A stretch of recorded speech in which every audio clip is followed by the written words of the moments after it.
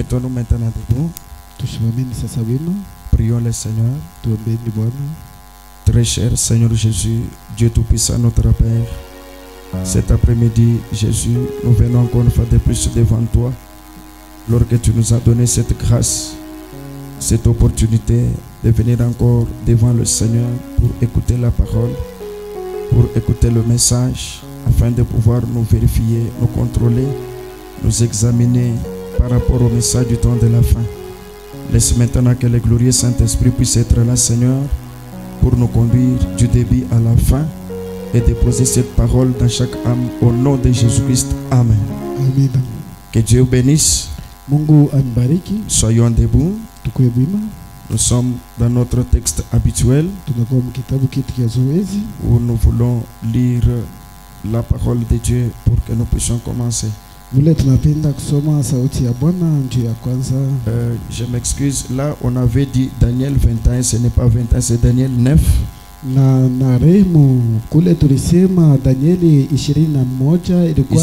Ici j'avais écrit Daniel 9, 21 à 23. Je ne sais pas comment j'avais sauté 9 pour dire 21 à 23.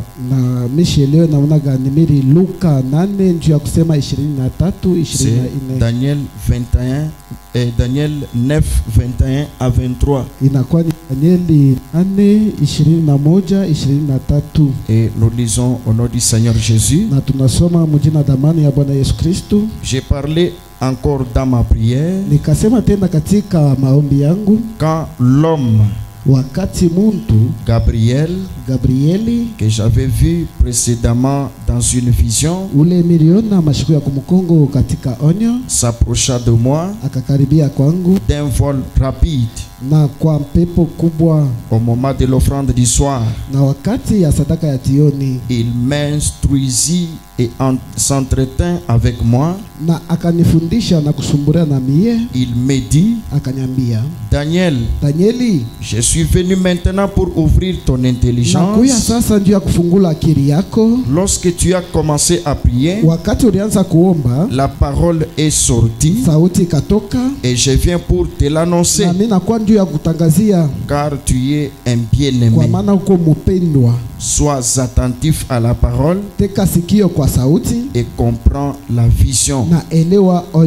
Que Dieu bénisse la lecture de sa parole. Nous pouvons maintenant nous asseoir.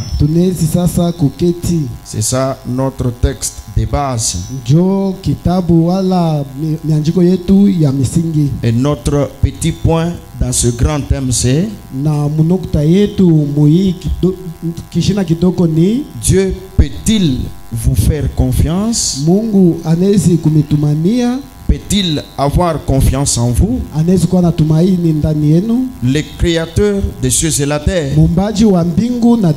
peut-il avoir confiance en moi au point qu'il peut m'appeler aussi, comme il a appelé Daniel, que tu es un bien-aimé?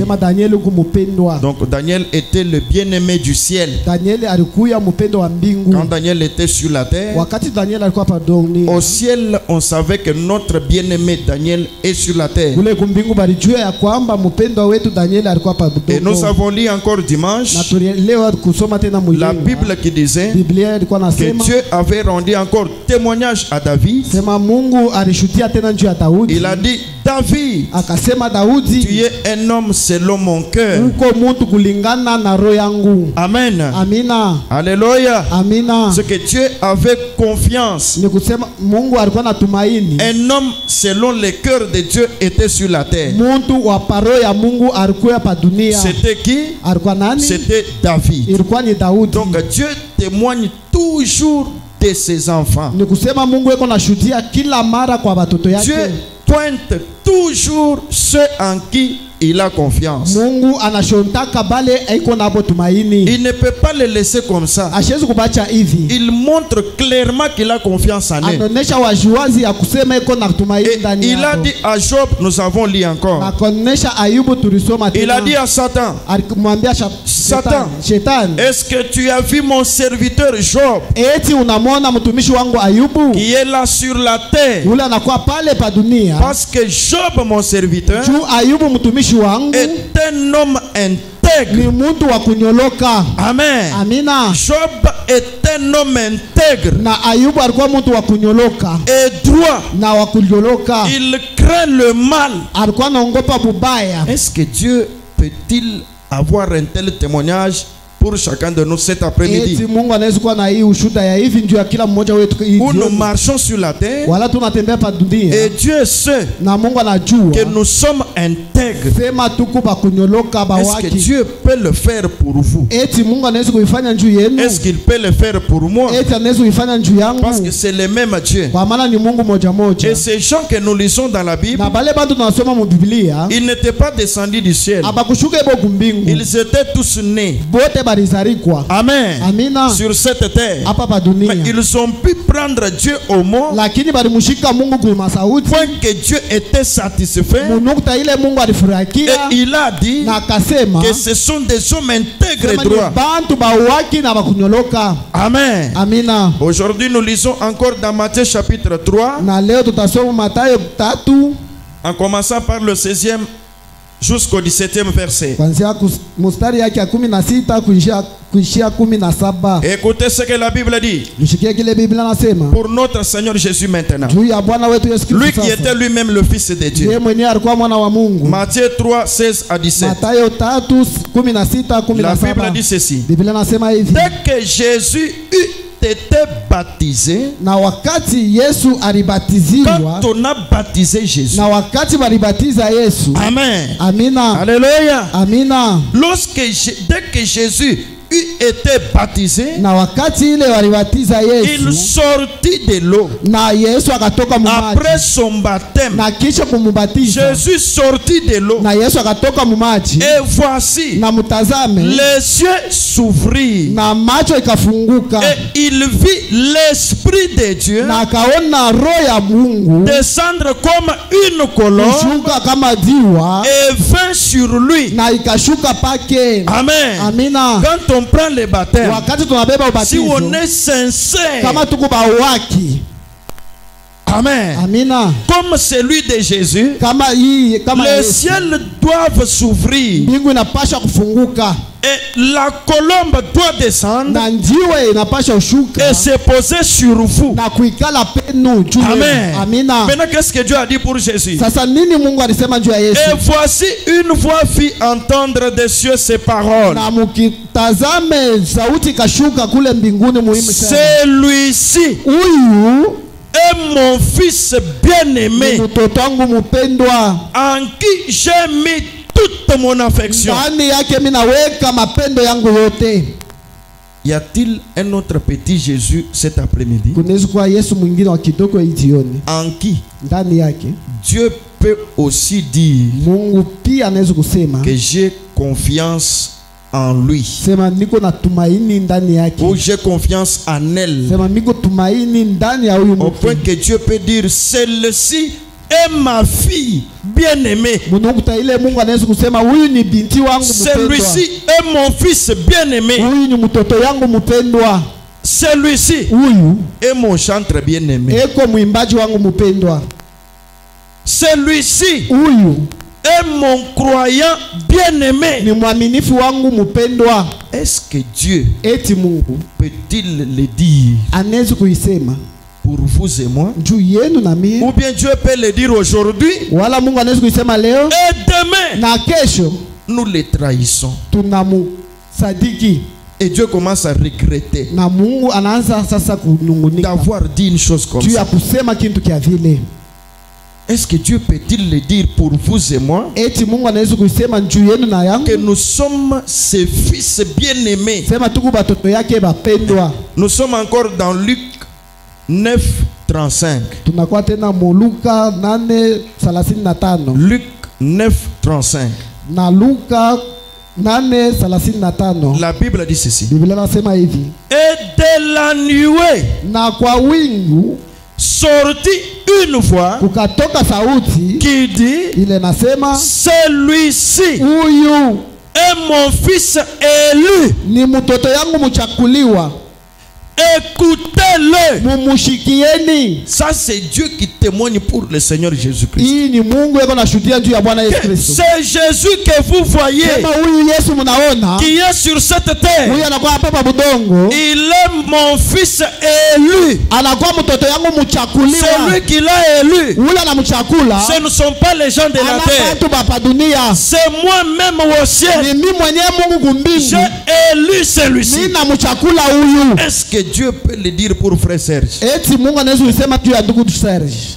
Amen. Amina. Est-ce que Dieu peut dire, Mungu anaweza kusema, voici frère Cana, tazama mtoto yangu il Kana, est mon fils élu. eko mtoto yangu mchakuliwa. Écoutez frère Cana, Mushikie ndugu Kana, il est honnête, eko wa waki, il est intègre. eko wa sawa. Est-ce que Dieu peut-il le dire? Eti Mungu anaweza kusema vile, Mais il a dit pour les autres, lakini Mungu alisema juu ya bengine des gens bantu qui étaient sur cette terre. wale balikuwa hapa pa budongo. Dieu dit Mungu anasema à son fils Jésus, kwa mtoto yake Yesu devant ses disciples, mbele ya wanafunzi et wake, vous les disciples, sema mwe banafunzi, écoutez la voix qui sort de la nuée. mushikile sauti natoka muuni, Que celui-ci sema huyu Yesu est mon fils, eko mtoto yangu, non pas comme quel fils, hapana kama mtoto wote, un fils élu, mtoto mchakuliwa, le fils élu. mtoto wa upekee Je mchakuliwa. l'ai élu au ciel. Mimi namchakula mbinguni. Qu'est-ce que ça veut dire? Nini napenda kusema? Je l'ai éprouvé, Mimi namupima, je l'ai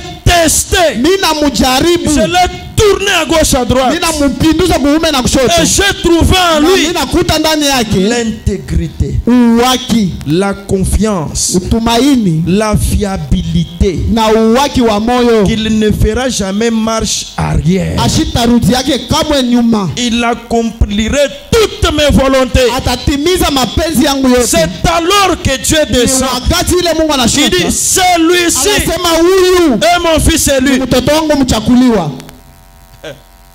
Est-ce que Dieu peut-il le dire Eti Mungu anaweza kuisema pour frère Raphaël? juu ya ndugu Rafael, Que celui-ci, sema huyu ndugu même si Rafael, vous l'engagez dans une société, hata kama unamupatia kazi, il ne fera rien de contraire à ma parole. ashitafanyaka binyume wala kupingania Parce que sauti yangu. moi-même, l'Éternel, je l'ai élu. Kwa maana mimi mwenyewe wa milele na mchakula, Il sera honnête en fait. atabakia wasawa mubile kunafanya. Est-ce que Dieu peut-il le dire? Eti Mungu anaweza kuisema. Amen. Amina. Dieu peut-il avoir confiance en nous? Mungu anaweza kuwa na tumaini ndani yetu. Est-ce que Dieu peut avoir confiance en nous? Eti Mungu anaweza kututumainia. Jean 1:47. Yohane 1:47. Jean 1:47. Yohane 1:47. La Bible dit ceci. Biblia nasema hivi. Jésus, Yesu dans son église, mkanisa yake. Jésus, Yesu voyant venir à lui Nathanaël, akaona kuja kumbele yake quand Nathanael. il a vu un homme du nom de Nathanaël Wakati aliona mtu mwingine ya qui est Nathanael. venu dans son église, Ule alikuwa mkanisa alors yake. que Jésus priait peut-être pour les malades, Na wakati Yesu alikuwa anaombea mara nyingine juu ou ya bien il magonjwa. faisait le discernement, Mara nyingine alikuwa anafafanusha. il s'arrête un peu. Anasimama mbele. Il voit devant lui un homme, Anaona mbele yake mtu. peut-être dans la ligne de Mara prière. nyingine mumstari ya Un maombi. homme s'éteint devant Mtu lui. mmoja anasimama mbele yake. Jésus, Yesu voyant venir à lui Nathanaël, akaona kuja mbele yake Nathanael, dit de lui. akamwambia mambo yake. Il dit pour Nathanaël devant tout le monde. Anasema juu ya Nathanael mbele ya bantu bote. Qu'est-ce qu'il dit? Nini anasema? Voici vraiment Mutazame ukweli, un Israélite mtu wa Muisraeli dans lequel ndani yake il n'y a point de fraude. hamuna bwinji wala kuibia. Celui-ci Nathanaël, Huyu Nathanael partout vous allez l'engager, basi yote tambeba il kazi, ne fraudera jamais. asitebiaka kamwe. Est-ce que Dieu peut le dire de vous? Eti Mungu anaweza kusema juu yako. ou de moi, wala njuu yangu. que celui-ci, Sema huyu. c'est un homme Huyu ni muntu. dans lequel Ndani yake. il n'y a point de fraude. Hamuna bwinji wala Même si vous le testez, hata kama unampima. même si vous le testez, Hata kama unamjaribu. le témoignage de Dieu ne peut pas tomber Na shuhuda ya Mungu haiwezi kuanguka. dans le travail où tu es là. Sema mukaji mule huko. Là où tu travailles là, Ba ile fashi kunatumika. est-ce que tu es Nathanaël? Eti huko Nathanaeli. Est-ce que tu es Nathanaël? Eti huko Nathanaeli. Là où tu vas, Pale huko naojisha. dans les affaires où tu fais là, Biashara bila huko. es-tu Nathanaël? Eti huko Nathanaeli. Dieu peut-il dire, Mungu anaweza kusema, voici cette fois-ci, tazama hii mara frère Isaac, ndugu Isaka, à qui il n'y a point de fraude. ndani yake hamuna kuibia. Il ne peut pas rouler la moto. Asiwezi kubulula pikipiki. Il entre au garage pour mettre seulement de l'air. Anen kuingia mule mu garage ndio kuingisha ile masegment. Amen. Amina ya Et il benyewe. dit que toute la journée je n'ai pas travaillé. Na anasema mjana yote mshima La shitumika. moto est abîmée. Na pikipiki inalabika. Est-ce qu'il peut faire ça? Eti anaweza kufanya vile. Ou il ne peut pas le faire? Wala siwezi Y kuifanya. a-t-il des fraudes en lui? Eti kunaweza kuwa Oh, ndani. voici un homme. Oh, tazama mtu. Voici un Israélite Tazama mtu wa dans Muisraeli. Ndani lequel yake il n'y a point de fraude. hamuna bwinji. Testez cet homme. Pima huyu mtu. Il ne fraudera jamais. Ashite biaka kama. Même si vous le laissez seul. Hata kama unamwacha yeye Même mwenyewe. si vous revenez après moi. Hata kama unarudia mwezi Quand mmoja. vous faites l'inventaire, Tutafanya machunguzi. c'est 100% raison. Itakuwa 100% ya sheria. Il ne va pas commencer à hausser même les prix au travail. Ashitaanza hata On lui dit kushusha que non, kupandisha le prix bei. de ça, c'est 10 000 francs. Sema bei ya hiki ni 10 Lui 000 francs. commence à mettre Yeye 11 anaanza 000. kupandisha 11 000. Rien. Hapana. C'est que cette chose-là ne se trouve même pas en lui. Ni kusema ile mawazo Si le yanaleta ndani. patron a dit 10 000, c'est 10 Kama 000. mwenye bito anasema 10 000 ni 10 000. Voici Mutazame. un Israélite. Vous vous dites non, je suis commissionnaire. Non. Ouais, c'est ma- Il y a une si. Namini Yang. Ce qui passe là, oh, c'est pour moi. Prends 50 000, va acheter. Beba 50 000 wende Il ushi. achète à 30 000. Ananunua ku 30 000. Les 20 Na disparaissent. ile 20 inabakia yule unapotea. Il y a Mikul. Ah, c'est pour le pied. Celui-là n'est pas Nathanaël. Ule anna Nathanael. Dieu ne peut pas dire que voici un homme Mungu asiwezi kusema mutazame muntu dans lequel ndani il yake n'y a point de fraude. hamuna bwinji. Non, non, non, non, non, non. Hapana, hapana. L'homme qui n'a pas de fraude, Ule muntu ashina na kuibia. il dit la vérité. Anasema ukweli.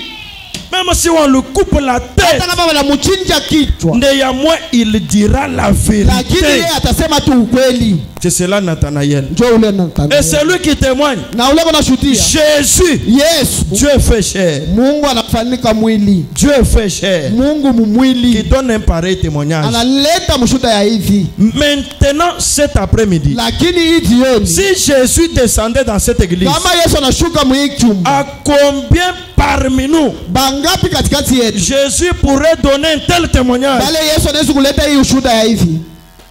Je ne sais pas. Nishijue. Dieu Mungu peut-il avoir confiance en nous? anaweza kuwa na tumaini ndani yetu. Le Dieu du ciel ici. Mungu wa mbingu huyu Peut-il avoir confiance en nous? anaweza kuwa na tumaini ndani yetu. Au point de dire, Munukta ya kusema voici mutazame vraiment un Israélite na kweli Muisraeli dans lequel na ndani yake il n'y a point de fraude. hamuna kuibia. Remarquez ici, Mutazame hapa. Jésus ne dit pas il n'y a pas de fraude. Na Yesu asiseme hamuna bwinji. Parce que quand on dit il n'y a pas de fraude, Kama anasema muko hamuna bwinji. c'est autre chose. Tunakuwa ni Mais ici il dit il n'y a point. ni kusema kamwe C'est hamuna. qu'il jure. Ni kusema na lapa. Il dit dans celui-ci, Anasema ndani ya huyu il mtu n'y a point de fraude. na hamuna bwinji Jésus, na lapa. en vérité, je vous le dis, Mukweli na miambia. que dans cet homme, Sema ndani ya huyu il muntu n'y a point de fraude. hamuna bwinji. Même s'il a discuté la marchandise au marché, Hata kama alikokotana tu mabei kule ku. même si le prix qu'on lui a donné, c'est ce qui est affiché là-bas. Hata kama ile pesa walimpatia njoo ile talo baneka Mais pa. lui discute. Lakini yeye anakokotana Au bei. lieu de $10, On accepte $9. banechika $9. Il discute, il termine. na ananunua yote. Mais quand il retourne, wakati il dit anarudia au patron, anasema patron, bien sûr que tu m'avais donné 10. ya kweli ulinipatia 10. J'ai discuté. na mimi kokotana. Maintenant on a accepté 9. na sasa balichika 9. Voici les $1. Tazama sasa moja ya dawa. Que le patron lui-même dise, na ule patron prenez les $1. Il n'y a pas de problème. Hakuna problème. Ce n'est pas vous-même ana wewe qui mwenyewe prenez ça parce que vous avez discuté. unabeba ile na bakia ile njoo ulikokotana bei.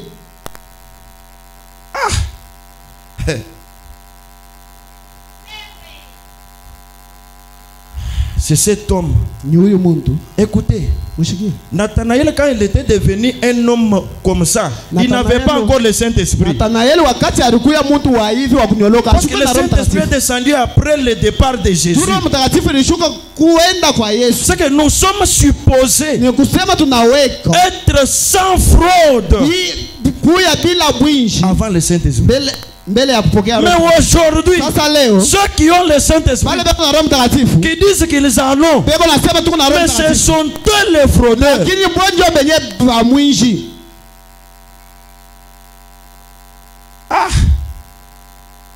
Voici un homme Mtazame muntu dans lequel ndani yake il n'y a point de fraude. hamuna bwinji. Voici une femme Mtazame muke dans laquelle ndani yake il n'y a point de fraude. hamuna bwinji kuibia.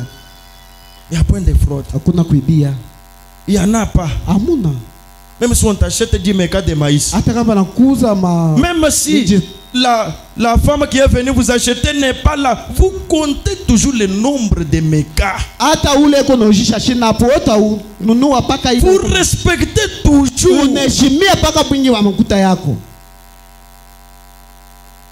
Vous respectez toujours. Unaheshimia tu. Parce que Dieu en tient compte. Tu Mungu anahesabia ile. Afin qu'il ait la confiance en vous. Tu Mungu akuwe na tumaini kwako. Parce que vous vous dites que vous avez le Saint-Esprit. Tu unasema kuna Roho Mtakatifu. Parce que nous disons que nous avons le Tu Saint-Esprit. unasema tuko na Roho Mtakatifu. Nous avons le Saint-Esprit. Tuko na Roho Mtakatifu. Y a-t-il un Nathanaël cet après-midi? Kunaweza kuwa Nathanaeli ijioni. Un homme à l'intérieur duquel Ule muntu ndani yake il n'y a point de fraude. hamuna kuibia. Y a-t-il dans notre église ici? Eti kunaweza kuwa mukanisa yetu. Dieu gémit. Mungu. Dieu gémit. Mungu eko na huzuni. Dieu est attristé Mungu anahuzunika. de voir que Laodicée Yakona Laodikia ne peut pas lui donner un Nathanaël. haiwezi kumupatia Nathanaeli mmoja.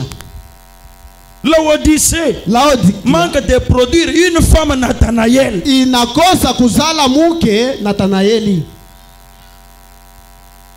Matthieu 11, 7 à 11. Matayo 11:7-11. Matthieu 11. Ces derniers Matthieu, jours, vous voyez, 11. avec ce sujet, je parle avec beaucoup de références bibliques. Namo hii mashiku mnaona na hiki kishina mimi nasema sana katika Biblia. Matthieu 11, 7 à 11. Matayo 11:7-11. Jésus donne le témoignage pour Jean-Baptiste. Yesu analeta ushuhuda juu ya Yohana Alléluia. Mbatizaji. Amina. Acclamez d'abord pour la gloire de notre Mchape Dieu. mbele mikono juu ya Mungu wetu.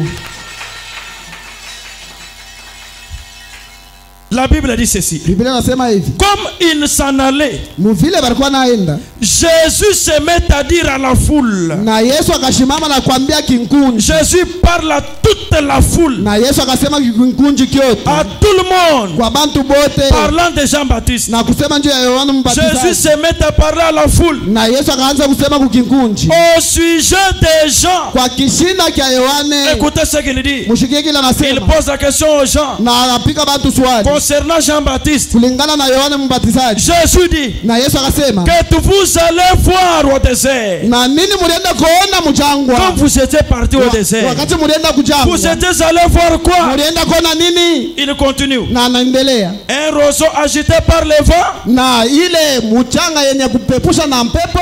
Non, non. C'est que Mayani. Dilem. Mayani. Ah.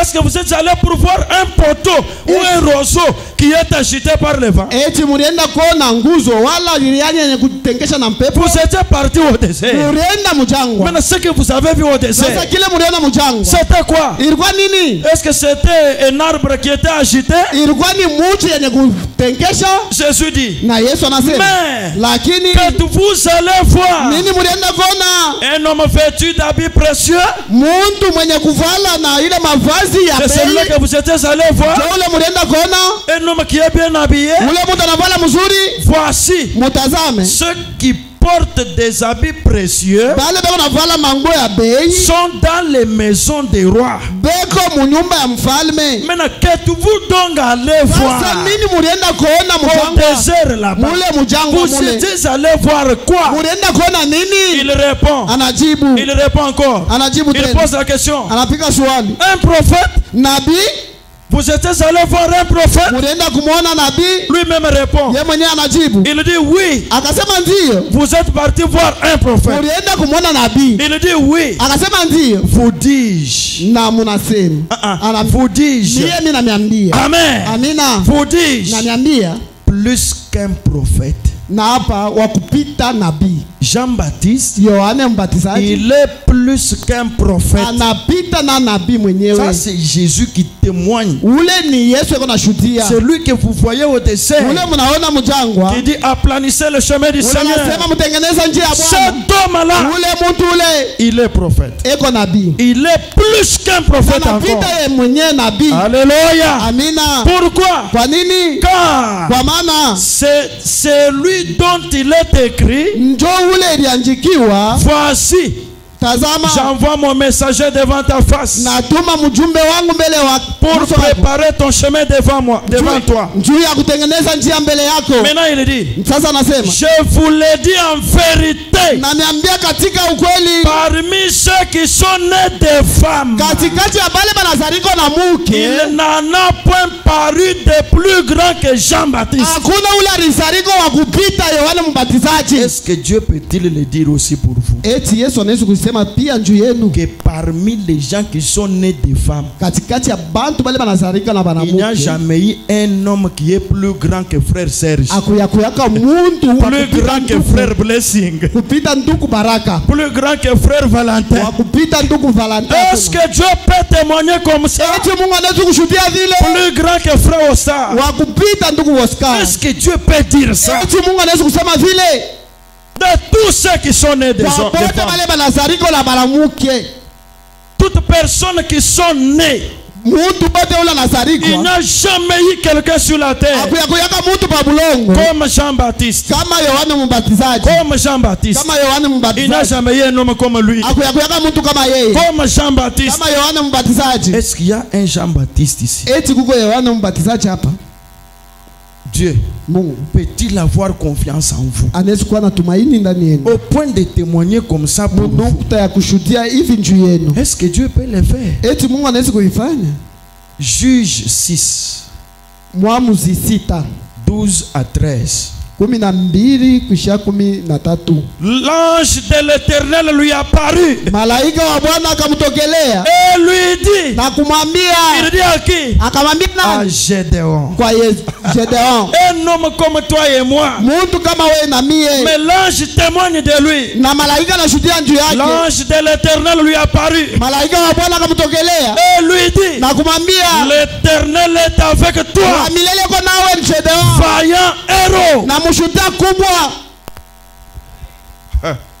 Amen. Amina. Est-ce que cet après, Eti hii jioni si l'ange de Dieu descendait kama ici, malaika wa Bwana anashuka hapa, peut-il vous dire anaweza kuniambia que l'Éternel est avec kama toi, wa milele ko nawe, vaillant héros? mshuhudia kubwa.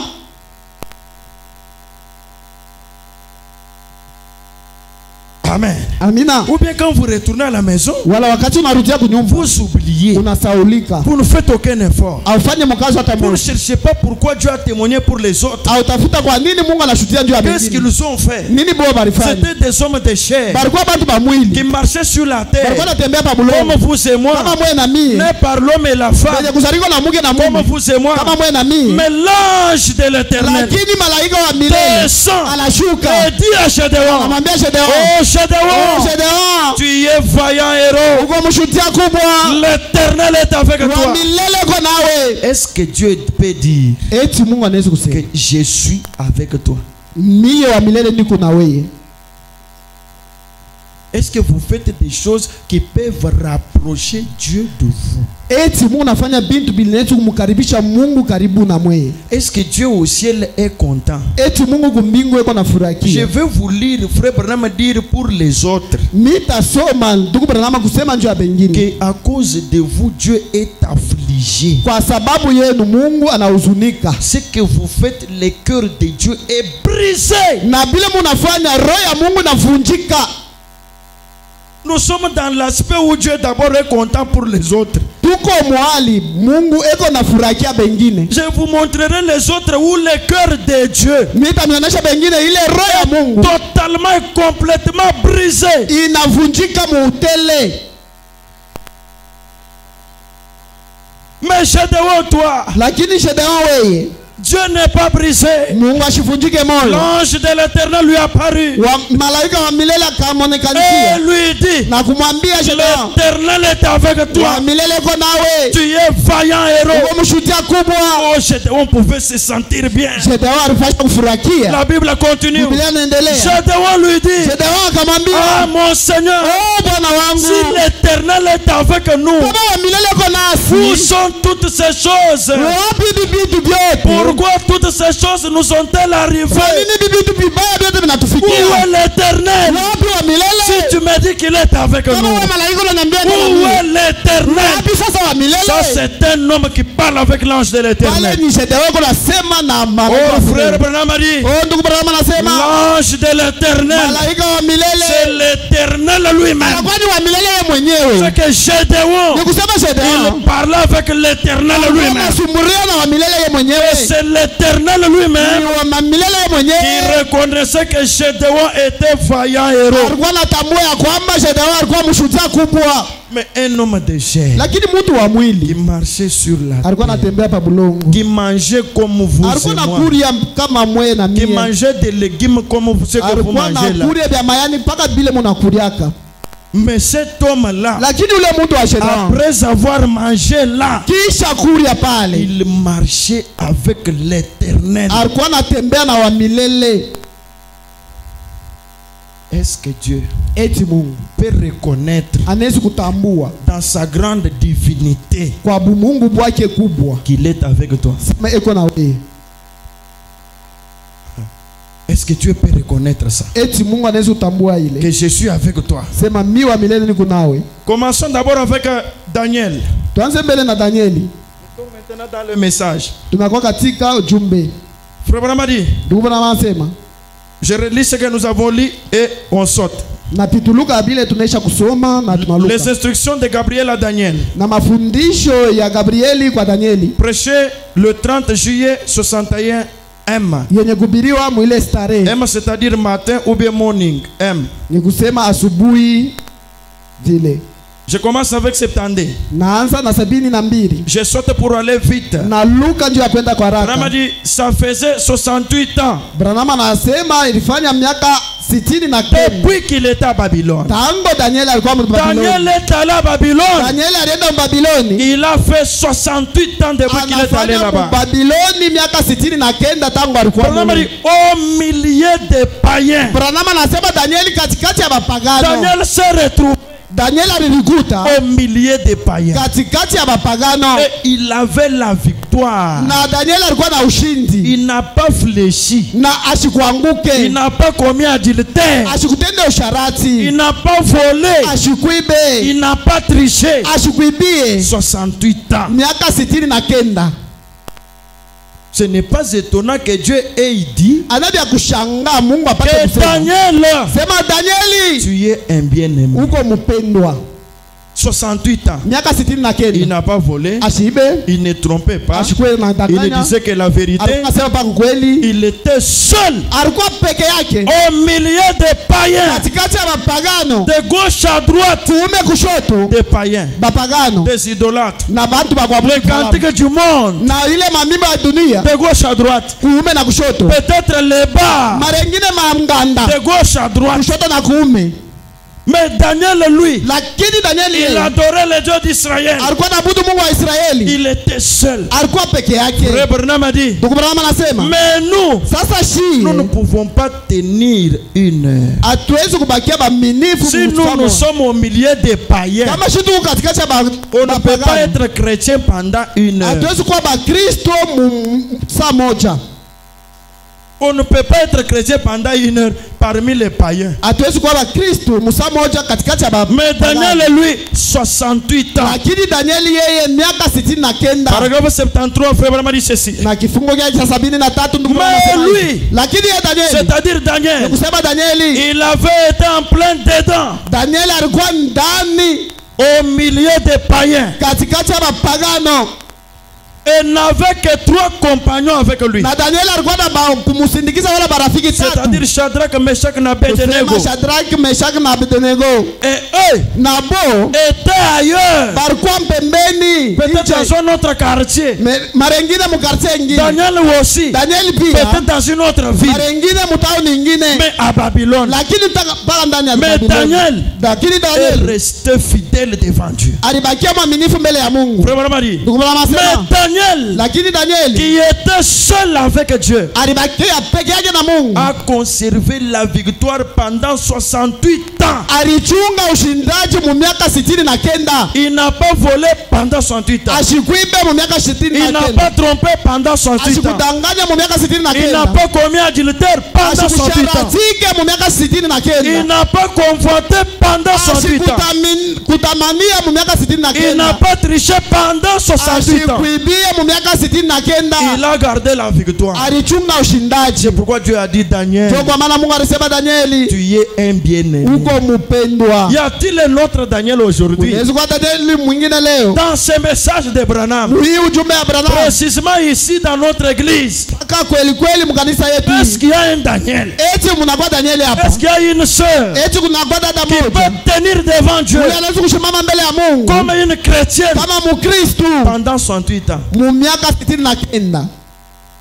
Frère Branham continue. Ndugu Branham endelea, Il dit, anasema Alléluia, amina, pendant 68 ans, mu miaka 69 il avait conservé la victoire. alichunga ushindaji Danieli, Il ne s'était pas souillé aux yeux de Dieu. na Danieli ashikuchafushe kumacho ya Mungu Aucune souillure, hata buchafu bumoja, même dans les téléphones, hata musimu. pendant 68 ans. mu miaka 69 Aucune mauvaise vidéo, hakuna hata filamu mmoja, aucune mauvaise image hakuna hata filamu mmoja ya pendant mubaya 68 ans. mu miaka Il 69. ne s'était pas souillé. na Danieli ashikuchafushe Rien. kamwe Aucune souillure. buchafu hata Y bumoja. a-t-il un Daniel ici? kunaweza kuwa Danieli mmoja hapa, Y a-t-il un Daniel? kunaweza kuwa Danieli. Dieu, Mungu peux-tu avoir confiance en vous? anaweza kuwa na tumaini ndani yenu. Daniel n'a jamais trouvé même un homme qui est venu lui dire les problèmes d'autrui Danieli ashapataka hata muntu kwa kushimanga wala pour kumwambia qu'il mambo soit yenyewe souillé dans ses oreilles. juu apate kujichafusha mu Branham macho dit, masikio. il ne s'était pas souillé aux yeux de Branham Dieu. anasema Danieli ashikuchafusha macho ya Mungu Pendant 68 mu ans. miaka 69. Branham dit, et ça, Branham anasema na hii sans le baptême du Saint-Esprit, ila ubatizo wa Roho Mtakatifu. Daniel n'avait pas le Saint-Esprit. Danieli ashikuwa na Roho Mtakatifu, Mais il a conservé la victoire lakini alichunga ushindaji pendant 68 ans, mu miaka 69 sans parler à mal de son frère, bila kusema vibaya vya ndugu sans yake, parler à mal de sa soeur. bila kusema vibaya vya dada yake, Aucune souillure, buchafu hata bumoja rien. kamwe.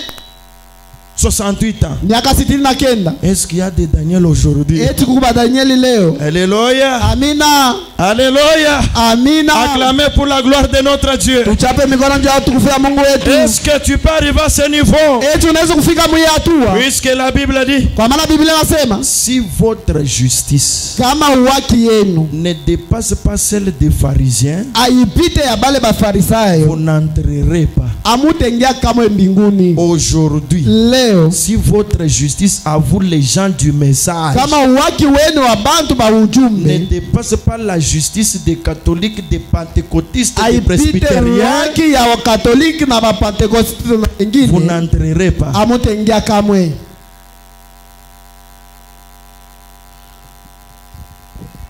Mais Daniel, lakini Danieli sans bila uchafu, na hii sans le baptême du Saint-Esprit, bila ubatizo wa Roho Mtakatifu, sans le sang de Jésus-Christ, bila damu ya Yesu Kristo qui intercède pour lui. iko na tetezi juu yake. Mais vous Lakini mwe et moi, na mie nous avons le Saint-Esprit. tuko na Roho Mtakatifu, Nous sommes sous le sang de Jésus. tunakuwa chini ya damu ya Mais Yesu, nous ne pouvons pas tenir une... lakini hatuwezi kushimama mbele ya Yesu Comme des chrétiens. kama Bakristo. Où est Daniel ce soir? Wapi Danieli Qui jioni? peut prendre la parole de Dieu Unaweza baba sauti ya Mungu et se taper la poitrine na kulipiga et mkilari dire moi je suis na Daniel. kusema mimi niko Danieli. Dieu Mungu peut-il avoir confiance en vous? anaweza kuwa na tumaini ndani On peut yetu. avoir 1000 églises. Tunaweza kuwa na makanisa 1000 On peut moja. avoir 1 million de tabernacles. Tunaweza kuwa na maskani Mais milioni dans moja. ces Na tabernacles-là, ndani ya ile maskani y ile a-t-il même un seul Daniel? esti mnaweza kuwa Danieli hata mmoja.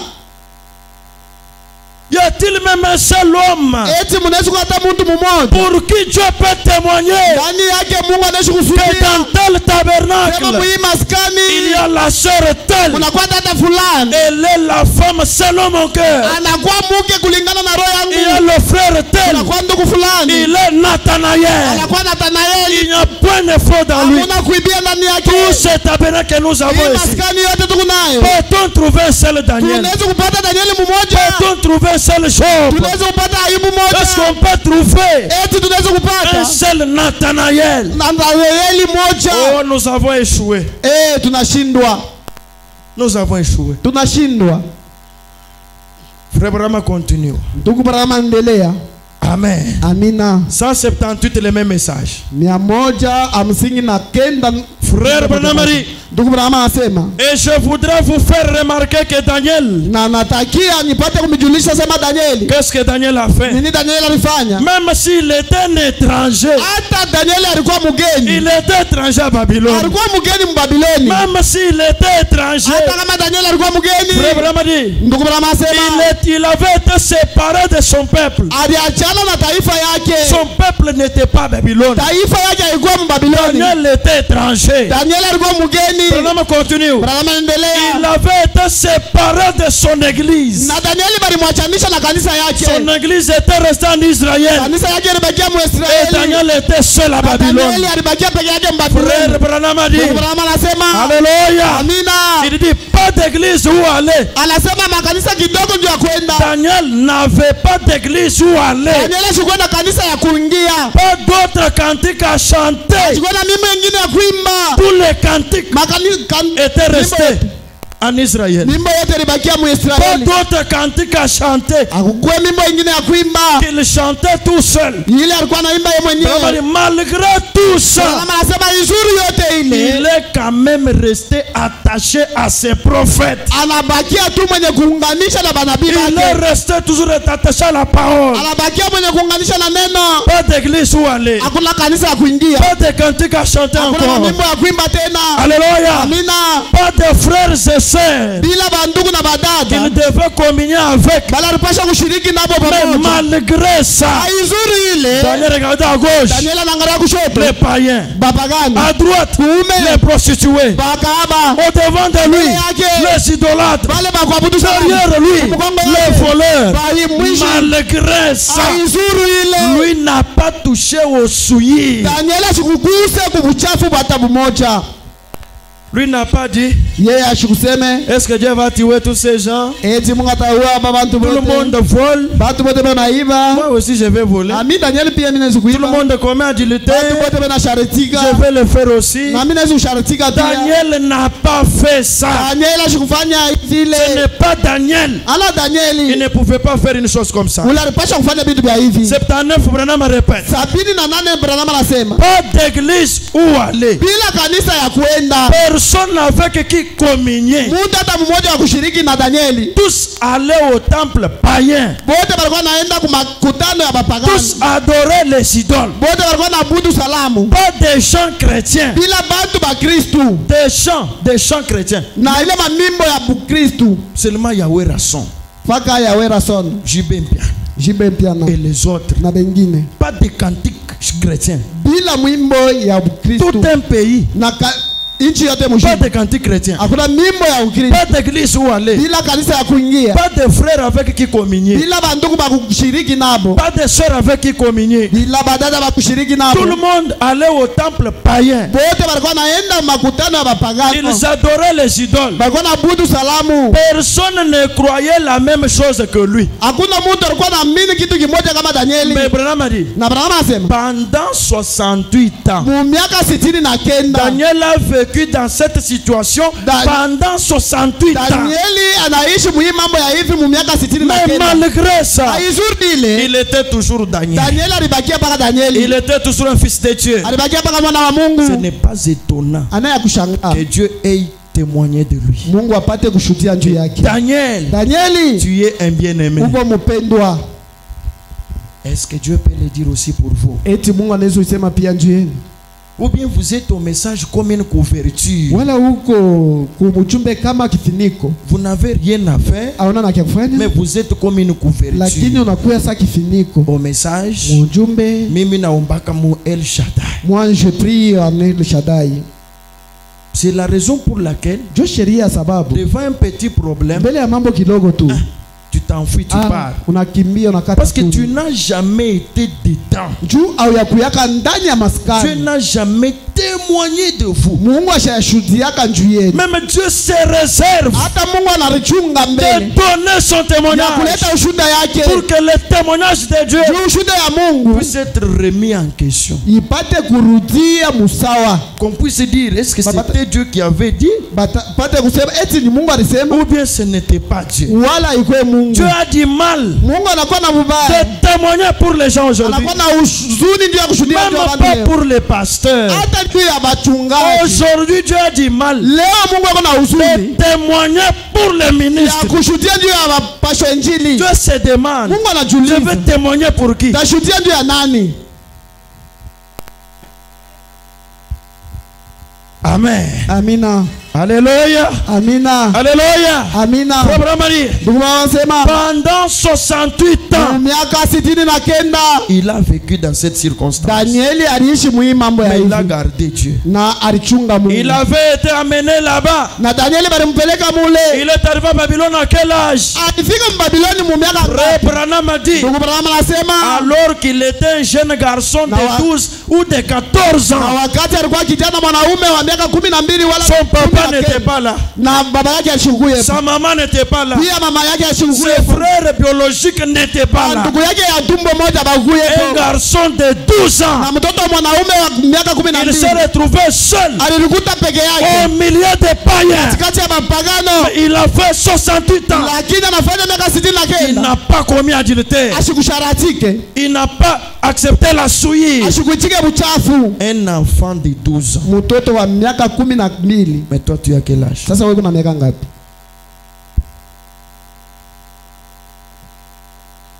Est-ce que Dieu peut te faire confiance Eti Mungu anaweza kutumainia de te placer parmi les païens ya kukweka katikati ya mapagano et voir ta réaction? na kona vile utatenda Parmi les gens qui murmurent katikati ya bantu bale beko nasema et vya voir chini. ta réaction. Na kona vile utatenda Parmi les prostituées, katikati ya bandumba. Dieu qui te prend, Mungu anakubeba, qui dit qu'il soit ici. anasema baki hapa, Il est l'homme selon mon cœur. eko muntu wa paro yangu. Même si les femmes font quoi, Hata kama banamuke banafanya je, il ne tombera jamais. ashitanguka kamwe. Est-ce que Dieu peut le faire? Eti Mungu anaweza kufanya vile, Ou bien nous allons récolter des dégâts? wala tunaweza kuchukua mambo hatari. Ah, c'est dommage. Ni ya mvuruko. Dieu peut-il te faire confiance? Mungu anaweza kutumania. Frère Branham prend Joseph, Ndugu Branham anabeba Yusufu, l'homme de Joseph. muntu wa Yusufu. Est-ce qu'il y a un Joseph ici? Eti kuku Yusufu hapa. Frère Branham prend maintenant Joseph. Ndugu Branham anabeba sasa Yusufu. Frère, Ndugu, attention avec ces gens de la Bible. musopokeni na hapa bantu ba Biblia. Attention avec ces gens. Musopoke kabisa na hapa bantu. Dieu les a tellement conduits. Mungu alibaongoza kabisa. Dieu avait tellement confiance en eux. Mungu alibatumania kabisa. Dieu croyait en eux. Mungu alikuwa anabaminia kabisa. Écoutez, Mushiki. Frère Branham dit ceci. Ndugu anasema hivi. Les œuvres sont l'expression de la foi. Matendo inakuya ile inatokea kuimani. Prêché le 26 novembre 65. Yenye kuhubiriwa le 26 novembre 65. 26 novembre 65. 26 novembre 65. Les œuvres sont l'expression de la foi. Matendo inakuwa ile inatokea imani. Commençons avec les paragraphes 239 et 240. Tunabeba kifungu kyake kia 239 240. Frère Branham dit ceci. Ndugu anasema hivi. Souffrez que je m'exprime. Na mutifungule nipate kusema. Itabai koku nutatishibo koku bwanyi ngakule bininge bako akulebi. Na muichike ko nipate kusema hivi mimi napenda kusema hapa. Que je donne un témoignage en ce moment. Nilete ushuda mwi wakati. Frère Branham veut donner un témoignage. Ndugu Branham anapenda kuleta ushuda. Le témoignage de Joseph de la Bible. Ushuda ya Yusufu wa Biblia. Frère Branham a dit, Ndugu Branham anasema, juste avant de terminer, mbele ya kumaliza, que je donne un témoignage. nilete ushuda. Je me rappelle, Nakumbuka c'était à Twin City. ilikuwa ni kule Kutini City. Je pense que frère Brown et les autres étaient avec moi. Na wazia kwamba ndugu Brown na wengine walikuwa nami. Écoutez maintenant mon témoignage. Mushikie sasa ushuda yangu. Et j'étais en train d'étudier la vie de Joseph dans la Na Bible. mimi nilikuwa nafunda maisha ya Yusufu katika Biblia. Est-ce que le prophète peut étudier cet après-midi votre vie? Eti nabii anaweza kufunda pia hii jioni maisha Mais yetu. écoutez, il étudiait la vie de Joseph. Mushikie Branham alikuwa anafunda maisha ya Joseph, Yusufu. le fils de Jacob, Na Yusufu mwana wa Yakobo. un homme de chair, Mtu wa mwili. né de Jacob Mwenye kuzalika na et Yakobo. de Rachel, si je ne me trompe Na pas. Racheli.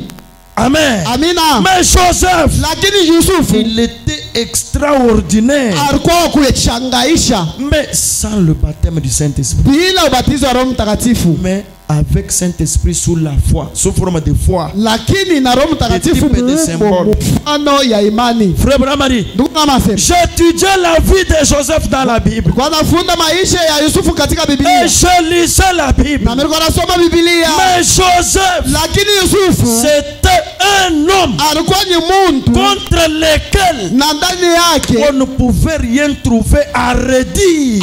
bakupasha kupata kitu kya kusema mbaya. Depuis son enfance Tangu mtoto wake jusqu'à sa mort, na kumkufa kwake. toute la vie de Joseph, Maisha yote ya Yusufu. aucun péché à pointer. Hata zambi mmoja ya kushonta. Alléluia. Amina.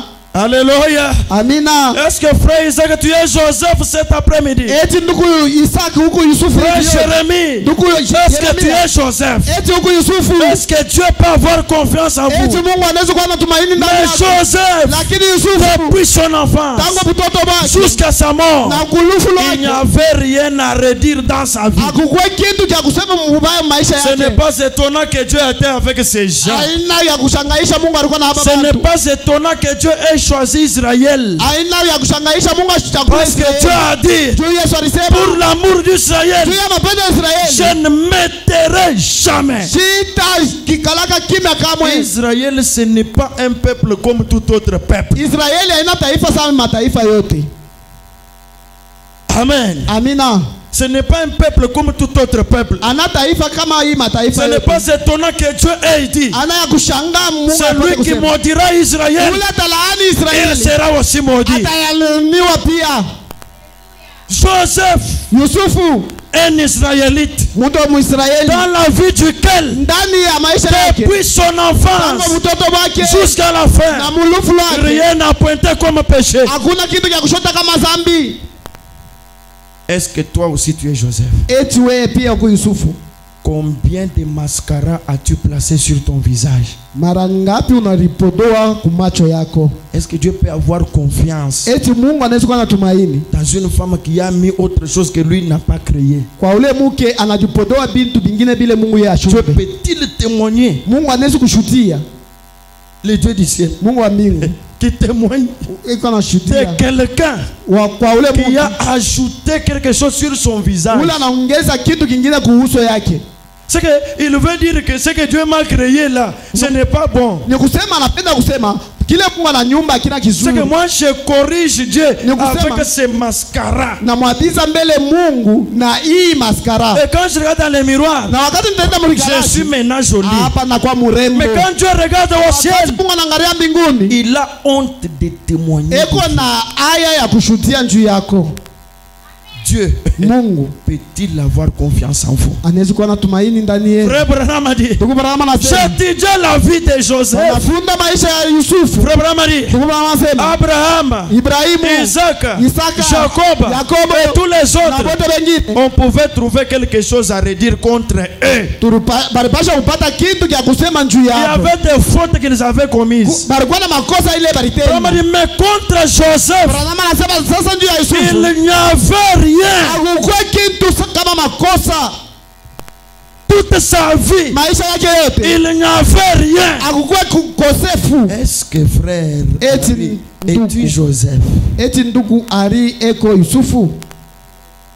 Amen. Amina. Alléluia. Amina. Frère Branham a dit, Ndugu Branham anasema, oh Joseph, oh Yusufu, quel homme, mutu kani? quel homme. Mutu kani? Joseph, Yusufu, un type parfait. mfano kamilifu. Joseph, Yusufu, un type parfait de Christ. na mfano kamilifu ya Kristo. C'est que Joseph, il marchait moutam chaque pas dans la parole. Ni kusema Yusufu alikuwa anatembea paka mneno. Il allait seulement là où la parole pouvait aller. Na alikuwa anaenda kule neno lipasha kwenda. Il parlait seulement ce que la parole pouvait Na parler. Yusufu alikuwa anasema kile neno alikuwa anasema. Amen. Amina. Alléluia. Amina. Il s'est même retrouvé au milieu des Égyptiens. Na alikuta hata katikati ya Bamisri. Mais lui était toujours Joseph. Lakini yeye anabakia paka Yusufu. Y a-t-il un Joseph? Eti kunaweza kuwa Yusufu. Est-ce que frère Jansi, tu es Joseph? Eti ndugu Jansi ku Yusufu. Est-ce que sœur Davina, tu peux être Joseph? Dada Davina unaweza kuwa Yusufu.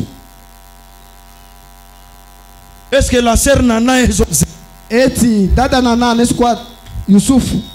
Est-ce que sœur Élisée, Dieu peut te considérer comme Joseph? Dada Elize, Mungu anaweza kubeba kama Yusufu. Frère Fortina, Ndugu Fortuna, est-ce que Dieu peut croire que tu es Joseph? eti Mungu anaweza kuamini kama ku Yusufu. Frère Bramari, Ndugu Branham anasema 240. na Il 240 y a un jour, na siku moja dans ma petite chambre d'hôtel, chumba yangu ile kidogo, pendant que je lisais cela, na wakati mimi nilikuwa nasoma ile, je me suis mis à pleurer. nikaanza kulia. William Branham, notre prophète, William Branham nabii quand wetu, il a lu la vie de Joseph, wakati alisoma maisha ya Branham Yusufu, a commencé à pleurer. Branham akaanza kulia. Et quel homme, Sasa mtu kani huyu? quel homme. Mtu aje huyu? Frère Branham continue à dire, Ndugu Branham endelea. je me suis mis à pleurer. Kaanza kulia Je suis entré dans une armoirie plaçard na nikaingia mule chumba kidogo, où j'avais placé mes habits. ile mili kama nguo J'ai yangu, fermé les battants. nikaanza kufunga kile kifungo. J'ai dit, Nikasema écoutez ce que Branham a dit à Dieu. kie kile Branham anamwambia. J'ai dit, Nikasema oh Dieu, oh Mungu, je voudrais te remercier pour un homme comme Joseph. natakia kukushuhudia juu ya mtu kama Yusufu. Seigneur, Bwana, je voudrais te remercier. natakia kupigia Je asante. voudrais te dire merci. Napenda kupigia Parce que tu asante. as eu un homme comme Joseph. Tulipata mtu kama Yusufu. Amen. Amina. Est-ce que le prophète peut pleurer Eti nabii anaweza kulia quand il lit votre vie? wakati anasoma maisha yenu, Mais le prophète Branham, lakini nabii Branham avec la colonne de feu, nguzo la moto avec Elohim dans la chair, na Elohim ndani ya il mwili, lit la vie de Joseph dans la Bible. anasoma maisha ya Yusufu Il mubiblia, commence à pleurer. anaanza kulia. Il dit, oh Dieu, Anasema oh Mungu, je voudrais te remercier natakia kukupigia asante pour un homme comme kwa Joseph. mtu kama Yusufu. Dieu Mungu peut-il témoigner de vous? anaweza kushuhudia juu yenu. Est-ce que Dieu Eti Mungu peut-il témoigner de vous? anaweza kushuhudia juu yenu. Oh Dieu, Oh Mungu, je voudrais te remercier natakia kukupigia pour asante un homme comme Joseph. kwa mtu kama Yusufu. Écoutez ce qu'il dit. Mshikie kile nabii anasema, Un homme mtu qui vécut sur cette terre, unaishi hapa pa bulongo, un homme de chair comme moi, mtu wa mwili kama mie. Seigneur, Bwana Joseph, Yusufu, un homme de chair comme mtu wa moi, mwili kama qui mie, a vécu sur cette unaishi terre. pa hii dunia. Branham a dit, Branham anasema un pouvait croire en toi Mundu unalipaswa kuamini ndani yako. et prendre ta Na parole kubeba sauti yako wewe Mungu. comme Joseph. Kama Yusufu. Aïe, aïe, aïe. Est-ce que tu as aussi ton nom dans la Bible? Eti huko na majina yako mu Biblia. Tu t'appelles Marthe. Unarita Martha. Lis la Marthe de la Bible. Soma Martha. Tu es Joseph. Huko Yusufu. Voici Joseph. Tazama Yusufu. Tu es Daniel. Huko Daniel. Voici Daniel. Tazama Daniel. Tu es Serge. Huko Serge. Est-ce qu'il y a un frère Serge dans la Bible? Huko nduku Serge mu Biblia. Hein? Hein?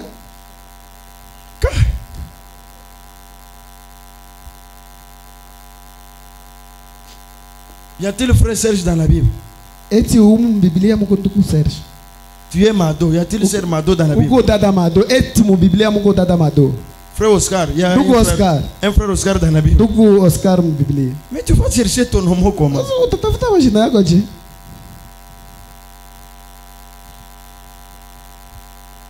Amen. Amina. Amen. Amina. Acclamez pour la gloire de notre Dieu. Tuchape mikono nje tumfia Mungu wetu. Cherche ton majina dans la Bible. Tafuta majina yako mu Biblia. Pour que ce que Dieu a dit à l'autre, Juu kile Mungu alisema juu ya que majina tu yako. commences à vivre comme lui a vécu. Upate kuishi mpaka vile majina yako yaliishi.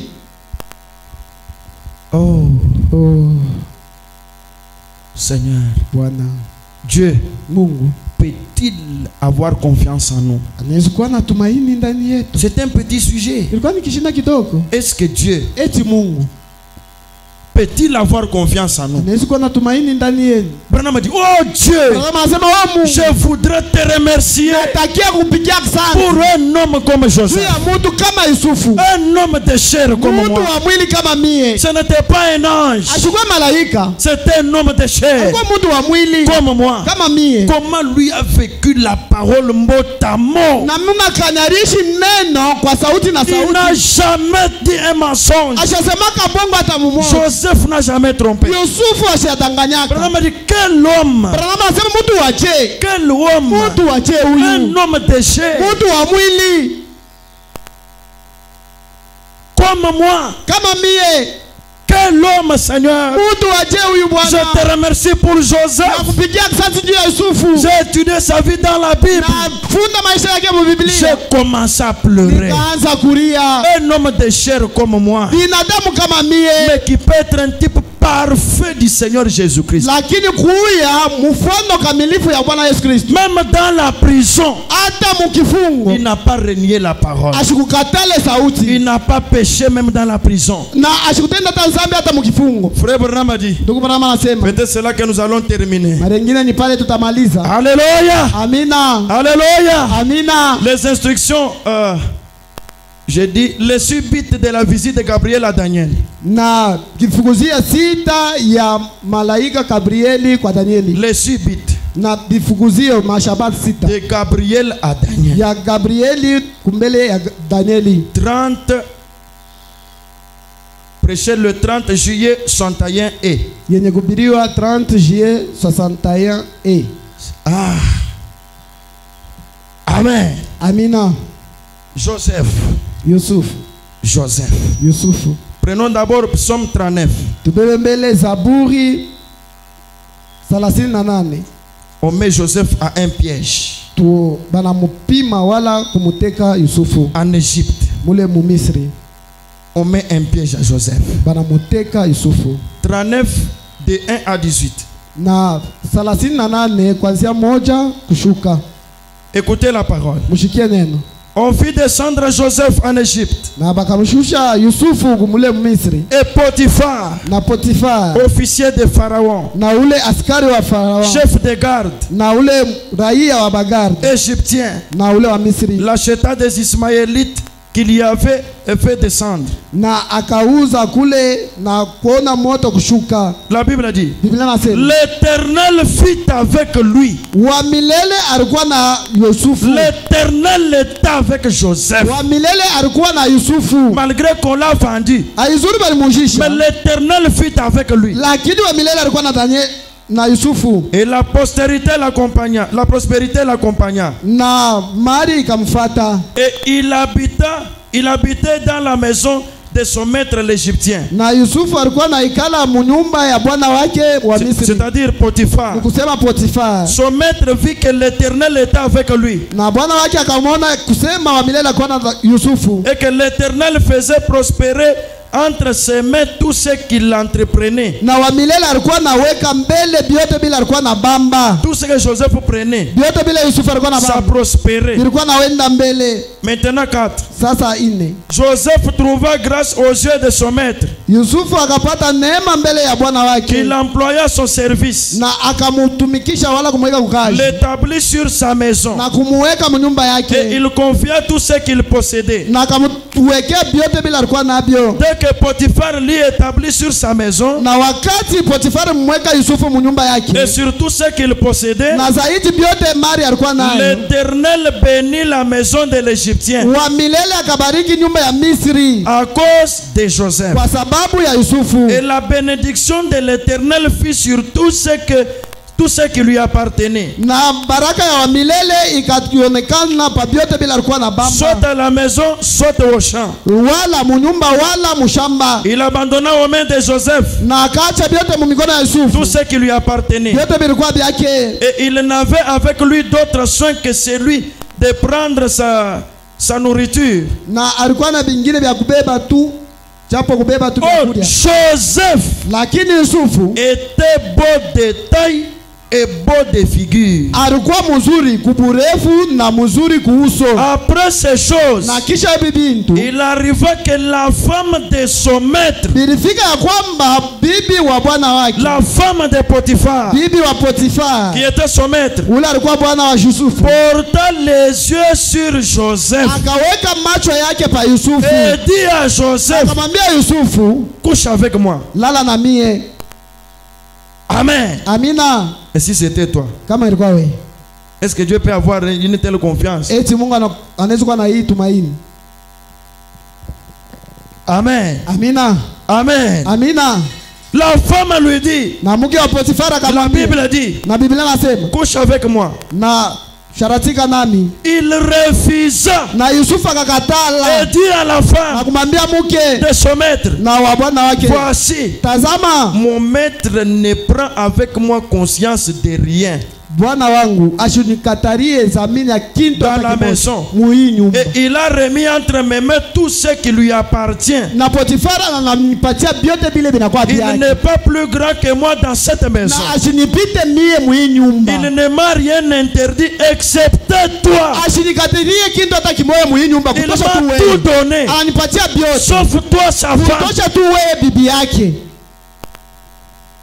Amen. Amina. Parce que tu es sa femme. Kwa maana huko bibi yake, Comment ferais-je un aussi grand mal et pécherais-je contre Dieu? namna gani mimi naweza kufanya bubaya bwa hivi na kukosea Mungu? Quoi qu'elle parla Na aizuri vile Yusufu alikuwa tous anasema les jours à Joseph. masiku yote kwa Elle Yusufu, lui demandait ça chaque jour. alikuwa na mulomba ile Joseph, kila siku. Yusufu, j'ai besoin de toi. niko lazima na wewe, J'ai besoin de niko toi. lazima na wewe, Je suis la femme de ton maître. niko bibi wa bwana J'ai wako, besoin de toi. niko lazima na wewe. Sinon, je vais te donner ça. Kama haina vile Je vais te donner ça. takupatia hivi, Mais Joseph lakini refusa. Yusufu akakatala, Parce que Dieu avait confiance en kwa Joseph. maana Mungu alikuwa anatumaini kwa Yusufu, Elle l'a tenu par force. na ule mke akamubamba kwa nguvu. Toi aujourd'hui tu restes avec moi. Wewe leo utabakia na mie. Joseph a fui. Yusufu akakimbia, Il a laissé même sa tunique, il a fui. akaacha hata mavazi yake akakimbia, Et on a dit un mensonge au sujet de Joseph. na bakamulandia Yusufu On l'a bongo. même arrêté.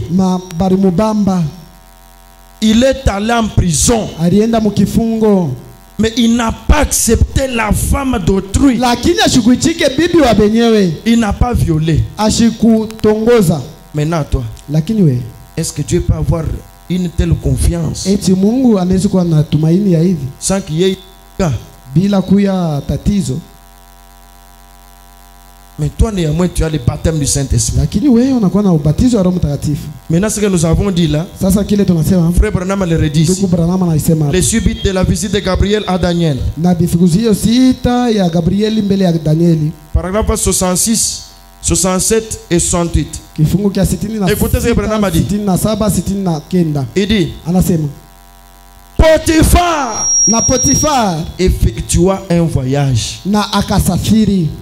Il a laissé Joseph dans sa maison. Na Potifar anaacha Yusufu mnyumba yake. Joseph avec sa femme dans la maison. Yusufu na bibi wa Potifar mnyumba. Est-ce que toi, Eti wewe on peut te laisser dans une même maison tunaweza kukuacha mnyumba moya avec la femme d'autrui na bibi wa benyewe pendant que le mari est en voyage? Ici c'est une semaine, un mois. wakati bwana yake anasafiri mumienji moja mbili? Êtes-vous sûr? Eti kuna hakikisho Si au travail vous tombez facilement. kama kukaji kuneba tu bwepeshi. Maintenant ici c'est dans la même maison. Sasa hapa ni mnyumba moya Et moja. Potiphar avait confiance en Joseph. Potifar alikuwa na tumaini ndani ya Yusufu. Que cet homme de Joseph, Kama huyu mtu wa Yusufu Dieu est avec lui. Mungu yuko naye. Je le laisse dans ma maison, Tamwacha Yusufu mnyumba yangu seul, ye mwenyewe avec ma femme na bibi yangu et mes enfants. na watoto yangu Et moi je pars en na voyage. mimi nasafiri. Mais si c'était toi, Sasa kama ilikuwa wewe, quand le mari va retourner, wakati bwana tarudia, il y aura des dégâts terribles. kutakuwa ni hatari kubwa. Dieu Mungu peut-il avoir confiance en vous? anaweza kuwa na tumaini ndani yenu. Dieu Mungu peut-il avoir confiance en vous? anaweza umitumainia. Potiphar effectua un voyage. Potifara kasafiri. Écoutez Branham. Mushikie Branham. Il avait une belle femme. Na Potifara alikuwa na mwanamke murembo. Potiphar Potifara avait une belle femme. alikuwa na bibi murembo. Si toi tu regardes cette belle femme, Ni kusema kama unaangalia yule bibi mzuri, luta lumata. ni kusema mate na vuia. Uo moini udini nyuma mwimba. Unasaulika ya kwamba uko na Roho Mtakatifu. Zambia na mfila nunusi. Mungu huyu ataniremu. Amen. Amina. Est-ce que Dieu Eti Mungu peut avoir confiance de vous dans cette situation? anaweza kukutumania muhimu mambo ya hivi. Il avait une belle femme. Na Potifara alikuwa na mke mzuri. Et sa femme Na mke wake a fait venir Joseph dans la maison na alimuita Yusufu mnyumba pour faire quelque chose. juu ya kufanya kitu fulani. Branham ne veut même pas citer ça. Branham ashupenda hata kutaya ile. La femme de Potiphar, Bibi wa Potifara appelée Joseph, akamwita Yusufu. vient dans la maison Yusufu kuya mnyumba pour faire quelque juu ya chose. kufanya kitu fulani. Si c'était frère Henri, Kama ilikuwa ndugu Ari. Henri wetu lwa kutatu. Ndugu Ari, viens, je t'en supplie. Lwa kulala na munzu bwe munjimuna bitu bini muna tumpusu tunyunguluka. Viens dormir ici, je vois que seulement le chat ici sillonnait. Ah, Ah. le matin, Na asubuhi ni tukana ni bolwa kulongola mu disambi. nous aurons un problème arrangé dans l'église. Oh, quand il m'avait dit, quand on a dit, pasteur, quand on a fait, hey. Aka. Maintenant on va faire quoi? Sasa tutafanyaje? Parce que quelque part, Tufache fulani. mukajwa mwambi bakulukani mwene misambo. Na bibi wa mchungaji anaanguka na mwimbaji. To kimbibi wa berger to wa mwambi mko wa buhende musambi. Mhubiri na yeye mkanisa anaanguka na mwimbaji. Mais Dieu avait confiance en Sasa Joseph. Mungu alikuwa anatumaini kwa Yesu. Pour Joseph, Sasa ndio Yusufu il n'y aura rien. hakutakuwa kitu. Alors rien. Na kamwe kintu. Il est le type parfait de Christ. Eko mfano kamilifu ya Kristo. Est-ce que Dieu peut témoigner aussi de vous? Eti Mungu anaweza ushuhudia tena juu yenu. Quand vous allez à Dubaï, Wakati unaenda Dubai. frère Mamadi, Ndugu bwana anasema. il avait une belle femme. Na Potifara alikuwa na mke mzuri. Et sa femme a fait venir Joseph Na bibi yake akamwita Yusufu dans la maison munyumba pour faire quelque juu ya chose. kufanya kitu fulani. C'est la femme qui a appelé Joseph. Ni bibi alimwita Yusufu. Ce n'est pas Joseph qui a cherché la femme. Hapana Yusufu kwenda kutafuta Mais c'est mwanamke. la femme qui cherchait Joseph. Lakini bibi alikuwa anatafuta Maintenant, Yusufu. si toi, la femme Sasa qui cherchait kama wewe bibi anakutafuta une mwanamke. belle femme comme celle-ci, Mwanamke mzuri kama huyu. Frère Branham a dit, Ndugu bwana anasema. elle avait essayé de pousser Joseph na ule bibi alipima kusukuma Yusufu à faire quelque chose de mal. ya kufanya kitu kimwa kibaya. Mais écoutez, Sasa mshikie, mais lakini il a été fidèle à Dieu. na Yusufu alibakia kamilifu kwa Mungu. Malgré ce que la femme a fait, Aizuru kile bibi alifanya, mais Joseph, lakini Yusufu il a été fidèle à Dieu. alibakia mwaminifu kwa Mungu. Branham a dit, Branham anasema, je vous assure ninamhakikishia que Joseph sema Yusufu était fidèle à Dieu. alikuwa mwaminifu kwa Mungu. Est-ce que frère Branham peut dire aussi, je vous assure Eti ndugu Branham anaweza kusema pia namhakikishia que sœur Dorcas est facile à Dieu, sema est ndugu fidèle à Dieu, dada Tabita eko que mwaminifu le kwa frère Mungu. tel est fidèle à Dieu. Sema ndugu fulani eko mwaminifu kwa Mungu. 67 frère Branham a dit, 77 ndugu Branham anasema vous les femmes, mwewe banamuke. frère Branham continue, Ndugu Branham endelea. vous les femmes, Mwewe banamuke. j'ai crié après vous. Mimi lalamika kisha mwe. Maintenant, Sasa je vais prendre votre défense mimi nabeba sasa mshimamie pendant un instant. mu wakati mafulani. Voyez, Na Branham anasema na la femme mwanamke est un vase plus faible. eko kiombo kizaifu kabisa. Est un vase plus faible. Eko kiombo kizaifu. Je sais qu'il ne peut pas y avoir un mauvais homme Najua ya kwamba kwezi kuwa muntu mwanaume sans mubaya qu'il y ait une mauvaise femme. bila kuya mwanamke mubaya. C'est la femme qui est d'abord mauvaise Mbele ni mwanamke anakuwa pour mubaya. attirer l'homme à être mauvais. Kuya kukokota mwanaume akuya mubaya. Que Dieu vous bénisse. Amina. Que Dieu bénisse. Amina. Frère Branham a dit, Ndugu Branham anasema mais vous les hommes, sasa mwe banaume. amen. Amina. Mais vous, Lakini mwe les hommes mwe banaume qui savez munajua ya kwamba que vous êtes un fils de Dieu. munajua ya kwamba huku mwana wa Mungu. Frère Branham a dit, Ndugu Branham vous anasema les hommes mwe qui banaume savez que vous êtes un fils de Dieu munajua ya kwamba Mungu mwana wa et Mungu qui abusez d'une femme, na Mungu nalabisha wa mwanamke fulani. honte à vous. Aya kwenu. Oh non, yeki mungu ka, c'est lui yeki mungu c'est ba, elle qui m'a cherché. yeki vonani di C'est jia, elle qui avait moi besoin. yeki wenshi nungu C'est elle kumpa. qui avait fait ça au commencement. Frère Branham a dit honte à vous. Na ndugu Branham anasema aya kwenu. Peu importe ce qu'elle fait, Aizuru kile ule mwanamke atafanya. même si elle a levé même les habits, Hata kama natosha yenye manguo. peu importe ce qu'elle fait, Aizuru kile yeye si atafanya. tu es un fils de Kama Dieu, huku mtoto wa tu Mungu ne tomberas jamais. hautangukaka kamwe.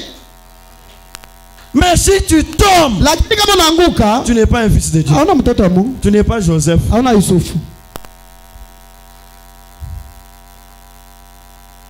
Amen. Amina. Frère Branham a dit, Ndugu Branham peu anasema importe ce qu'elle fait, aizuru kile mwanamke atafanya. elle est un vase plus faible. Ego kiombo kizaifu. Et vous le savez. Na mnajua Frère vile. Branham a dit maintenant, Branham anasema sasa si elle se conduit d'une façon qui ne sied pas à une dame, kama ule mwanamke eko najongoza wala eko na tabia ile haifanana ya ye mwanamume, mubanga wenda ukukoka kakeskesi mumushindu muduji bamamu bansonka bayimokwenza na kama naza kukokota munamuna ile ba mama bakuriheshimia bezi kufanya kwa kukukulul. juu ya kukuangusha. Frère Branham aliwaambia ni Ndugu Branham anasema prenez-la par la main umubambe kumkono et parlez-lui comme à une sœur. na umwambie kama kuna sumburia na dada yako, Mkwata kujibu umubambe kumkono, ufaje kebilamba umufike mangu, sikabikol mfunge kabisa, muteka mungwasi umweke mkichi, mama sœur, sema dada, tu es notre sœur en uko Christ, dada yetu Mkristo, tu es une fille de Dieu. uko mtoto wa Mungu. Ce que tu veux faire, Hiki unapenda kufanya ce n'est pas la parole. ana neno. Amen. Amina. Est-ce que Dieu Eti Mungu peut avoir confiance pour notre frère Isaac ici anaweza dans kuwa cette na tumaini. circonstance? Muhimu Est-ce que frère atafsiri Isaac hivi. urimo kumukwate Eti kujibu anaweza bamba kumkono na kumfunga kaimwamba ni yengo kazo mumpesha hai bila kusema hii ni bahati bananipewa na mie. Amen. Amina. Amen, amen. Amina, amina. Est-ce que Dieu peut avoir confiance? Eti Mungu anaweza kuwa na tumaini. Y a-t-il un Joseph? Tunaweza kuwa Yusufu. Malgré ce que la femme fait. Aizuri ile mke anafanya. Frère Branham continue. Mungu Branham anaendelea. Prenez-la par la main Umushike kumkono. et parlez-lui comme à une sœur. Na umusumburishe wala kusumburana kama una. Pourquoi? Kwa nini? Parce que vous, Kwa maana mwe banaume. vous êtes un fils de Dieu. Uko utoto wa Mungu. Un fils de Dieu ne peut pas tomber avec une femme d'autrui. Utoto wa Mungu asiwezi kuanguka na bibi wa benyewe. Ça ne se fait pas comprendre. Ile hatuwezi kuishikia. Dieu a confiance dans son fils. Mungu yuko na tumaini ndani ya mtoto yake. Parce que vous, vous êtes un fils de Dieu. Uko mtoto wa Mungu. Ne faites pas ces vilaines choses. Usifanyake kama bintu bibaya. Frère Branham dit, vous les fils de Dieu, regardez Joseph. Mutazame Yusufu. Il était un modèle pour vous. Alikuwa mfano juu yenu leo. Joseph, Yusufu, il est un modèle pour chaque fils de Dieu. anakuwa mfano juu ya kila mtoto wa Mungu. Si tu tombes aujourd'hui, Kama unaanguka leo, tu profites de l'occasion. unafadikia ile wakati. Tu n'es pas Joseph. Hauna Yusufu. Ah, 68. 69. Et alors, Na basi la femme de Potiphar, bibi yake Potifar, cette belle femme, huyu mwanamke mzuri respectable, wa kuheshimia, la plus haut placée, ule wa kuweka juu kabisa, une des femmes les plus haut placées du pays, mmoja wa banamuke ba juu kabisa ya mwinchi, l'a supplié, akamusi Yusufu, a supplié Joseph. alimusi Yusufu, Yusufu, Même un seul jour. hata siku moja tu.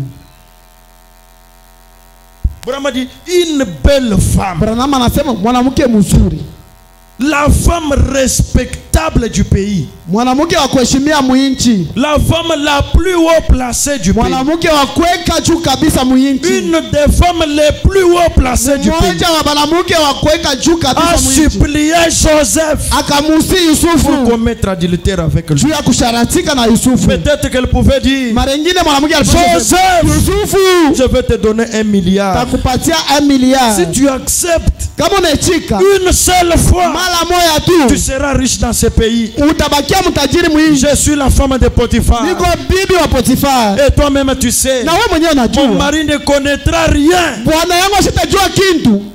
Mais Joseph Sasa Yusufu a refusé tous ces cadeaux. alikatala